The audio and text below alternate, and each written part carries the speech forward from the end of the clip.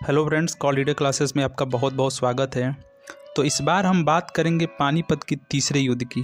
आपने तो कहानी सुनी ही होगी कि लम्हों ने खता की थी, सदियों ने सजा पाई। पानीपत का यही युद्ध था जिसमें लोगों की कहावत बैठती है। पानीपत की तीसरे युद्ध की बात करें तो यह युद्ध बहुत ही ऐतिहासिक और रोमांचक युद्ध है। आप लोग अपने मन को खुला रखिए क्योंकि वक्त है इतिहास को जानने का। पानीपत की तीसरी लड़ाई अफगानिस्तान के शासक अहमद शाह अब्दाली और मराठों के बीच दिल्ली की गद्दी पर कब्जे के लिए लड़ी गई थी। अहमद शाह अब्दाली इससे पहले भी हिंदुस्तान में कहर बरसा चुका था, लेकिन इस बार उसका सामना ऐसे फौज से हुआ जो अपनी अद्भुत वीरता, अदम्य साहस और कुशल रणनीति के लिए जानी जाती थी। 18वीं सदी के काल में जब यह घटना घटी तो मुगल शासक सिमट कर लाल किले तक ही रहा था। यह वही समय था जब मुगल अपने सबसे काले समय का सामना कर रहा था। आज का हम इस वीडियो में हम इस युद्ध को बड़ी बारीकी से जानने की कोशिश करेंगे। इतिहास में हरियाणा का पानीपत युद्ध स्थल के रूप में जाना जाता था क्योंकि यहाँ पहले भी 2 युद्ध लड़े जा चुके थे, इसलिए शासकों की प्रिय रणभूमि थी। वर्तमान में इनकी स्मृतियाँ ही पानीपत की पहचान है। इनमें से पानीपत की तीसरी लड़ाई भारत का सैन्य इतिहास की क्रांतिकारी घटनाओं में से एक मानी जाती है। यह युद्ध 14 जनवरी 1761 को अफगान लुटेरे अहमद शाह अब्दाली की फौज और मराठों के सदाशिवराव भाऊ के नेतृत्व में लड़ी गई थी।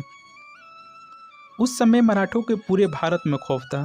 छोटा हो या बड़ा शासक उस समय उनसे युद्ध करने की हिम्मत बिल्कुल भी नहीं रखता था, और ऐसी सेना के खिलाफ अहमद शाह अब्दाली विजेता बन के उभरा। इन दोनों दलों के बीच काफ़ी समय से संघर्ष चल रहा था। 10 जनवरी 1760 को अहमद शाह अब्दाली ने मराठी सेनापति दत्ताजी की हत्या कर दिल्ली पर कब्जा कर लिया। मराठों की हार ही इस युद्ध का कारण बनी। इस हार का समाचार सुनकर पेशवा बाजीराव ने अब्दाली की शक्ति को नष्ट करने के लिए अपने चचेरे भाई सदाशिवराव भाऊ के नेतृत्व में एक विशाल सेना भेजी। इस सेना ने 2 अगस्त 1760 को दिल्ली के कब्जे से आज़ाद करा लिया। अब्दाली इस हार से तिलमिला उठा, लेकिन यह यमुना नदी पार करने में सक्षम नहीं था।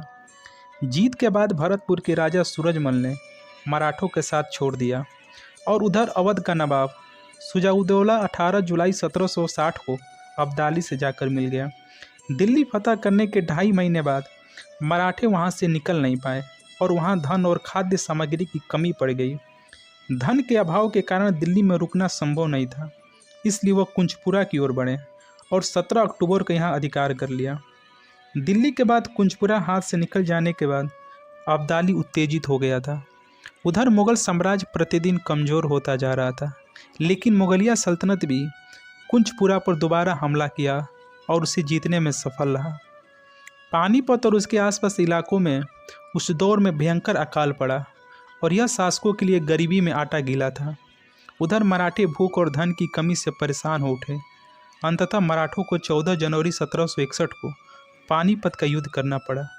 इस युद्ध में मराठों की कुल सेना 45,000 थी और उधर अब्दाली के पास 65,000 सैनिक थे। मराठे अश्व सेना और तोपखाने की दृष्टि से काफ़ी बेहतर थे, जबकि अब्दाली की सेना पैदल में बहुत ज़्यादा बेहतर थी। दोनों सेनाओं के बीच युद्ध 14 जनवरी 1761 को सुबह 9 बजे से शाम 4 बजे तक चला, जिसमें 2 बजे तक मराठों का पलड़ा भारी था, क्योंकि इब्राहिम खां गार्गी तोपखानों ने शत्रु शिविर में तालका मचा दे दिया था। उसी समय पेशवा के पुत्र विश्वास राव को गोली लग गई और वह मौके पर शहीद हो गए। विश्वास राव को मरते देख भाऊ पागल हो उठे और जैसे कि अधिकतर युद्ध में हुआ, भावनाओं के कब्जे में आकर एक अच्छा शासक अपनी बुद्धिमत्ता खो देता है। ठीक वैसा ही हुआ। भाऊ तत्काल हाथी से उतरे और घोड़े पर बैठकर अब्दाली के सेना में घुस गए, जो कि एक बहुत ही बड़ी गलती कही जाएगी। ऐसी स्थिति में शहीद होना था और लास्ट में ऐसा ही हुआ। इस घटना से मराठों की सेना में भगदड़ मच गई और वह पूरी तरह से हार गई। पेशवा को हार और अपने भाई व पुत्र की मृत्यु का समाचार पत्र के माध्यम से प्राप्त हुआ। इस अत्यंत दुखद समाचार पत्र को बड़े सहज भाव से प्रकट किया गया। उस पत्र में लिखा था कि 2 मोती नष्ट हो गए और सदाशिव मोहरें खो गईं और चांदी की तामीर तो गणना ही नहीं की जाए। इस युद्ध में भाऊ सहित 28,000 मराठे शहीद हो गए और शेष बंदी बना लिए गए और फिर उन्हें बाद में मार दिए गए। यह युद्ध नहीं बल्कि एक काले दिन की कहानी है और यह काले दिन का इतिहास भी है। तो कैसा लगा आपको यह दुखद और अकस्मात इतिहास? अगर हमारी वीडियो अच्छा लगा हो तो प्लीज़ इसे लाइक करें और ऐसे ही वीडियो देखने के लिए हमारे चैनल को सब्सक्राइब करें। बहुत बहुत धन्यवाद।